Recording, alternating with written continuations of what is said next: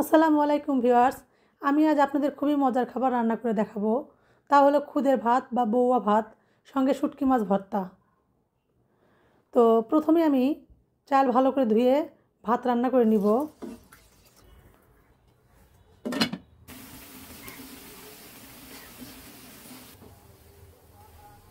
তোমার ভাতটা রান্না করা হয়ে গেছে। এটাকে আমি এবার এক পাশে রেখে দিব। অন্য একটা কড়াইয়ে আমি এবার সয়াবিন তেল দিয়ে তাতে আস্ত কাঁচামরিচ ও পেঁয়াজ কুচি দিয়ে নাড়াচাড়া করে নিব।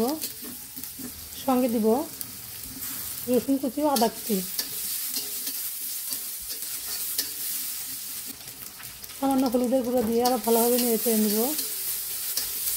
পেঁয়াজ মরিচগুলো আমি সোনালি রঙ করে ভেজে নিব। এবার এগুলোকে আমি তেল ঝরিয়ে উঠে নিব।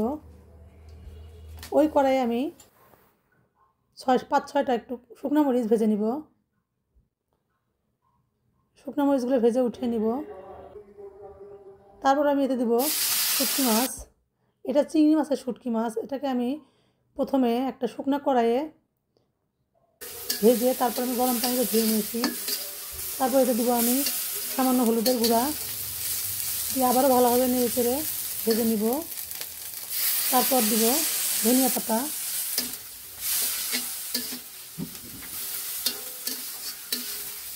ধনিয়া পাতা দিয়ে আবারও নেড়ে চেড়ে নামিয়ে নিব। তো শুটকি মাছ ভর্তায় ধনিয়া পাতাটা দিলে টেস্টটা খুব অসাধারণ হয়। তারপর এগুলো আমি ঠান্ডা করে একটা ব্লেন্ডারে ব্লেন্ড করে নিব। তারপর এতে আমি পরিমাণ মতো লবণ দিয়ে ব্লেন্ড করে নিব। তোমার ব্লেন্ড করা হয়ে গেছে। আপনারা চাইলে এটা শিলপাটায় বেটে নিতে পারেন।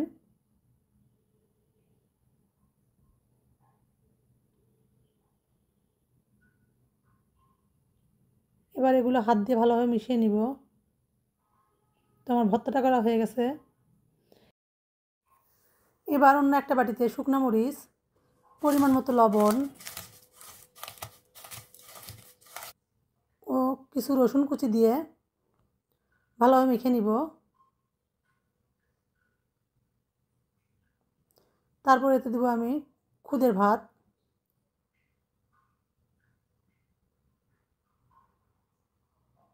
খুদের ভাত দিয়ে রসুন মরিচের সঙ্গে ভালোভাবে মেখে নিব। তারপর দেব সরিষার তেল। সরিষার তেল দিয়ে আবারও ভালোভাবে মেখে নিব। বাড়িতে অবশ্যই একবার ট্রাই করে দেখবেন। ভালো লাগলে লাইক, কমেন্ট, শেয়ার করে পাশে থাকবেন। ধন্যবাদ।